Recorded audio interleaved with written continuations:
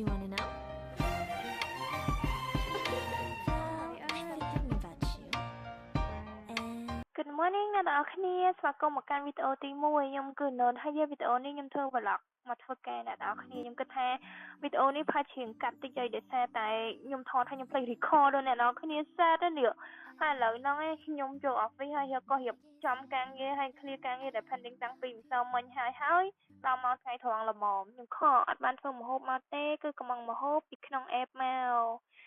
កបាយសាច់ទាគេអ្នកនរគ្នាអើយតំណង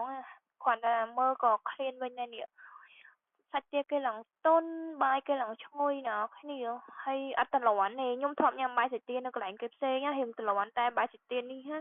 ឆ្ងាញ់ហ្មងអ្នកនរគ្នាខ្ញុំរៀបចំទុកដាក់ហើយ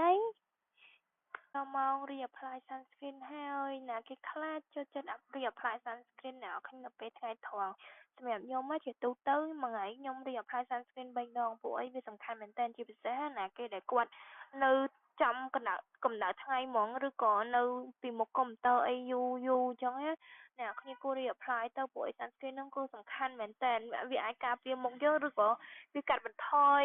ស្នាមរុយអីពីលើមុខយើងបានទៀតsunscreen ដែលខ្ញុំប្រើហ្នឹងពពួក skin ខអ្នកគ្នាល្អប្រើណាពេលលាបទៅមុខយើងឡើងគីឡូហើយរៀងសតិចលក្ខណៈ natural ហ្មងហើយខ្ញុំថែមkremបន្តិចមកប៉ុណ្ណឹងបានហើយអ្នកគ្នាពេលថ្ងៃខ្ញុំលាបខ្ញុំគូសតាមពិតវីដេអូហ្នឹងរៀងកាត់ទេខ្ញុំគូសចាមគូអីបន្តិចមកអ្នកគ្នាអូខេ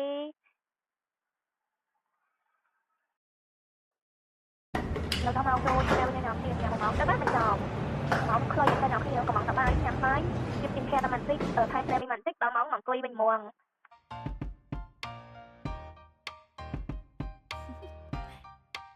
Do you want to know?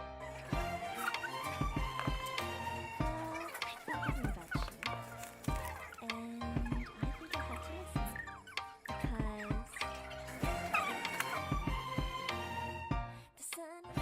lần gì chơi nào khi nhìn đó mong chơi một tè hai có app mơ gặp tại khơi cái discount pizza 50%miền Nam vậy khi cho lắng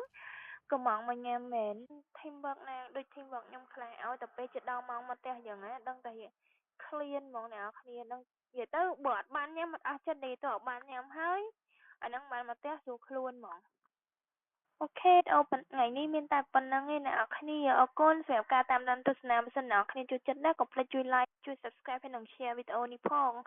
បើសិនអ្នកនរគ្នាចូលចិត្តឲ្យខ្ញុំធ្វើពី content អីអ្នកនរគ្នាអាច comment នៅខាងក្រោមឬក៏ chat ចូល page ខ្ញុំក៏បានដែរអរគុណ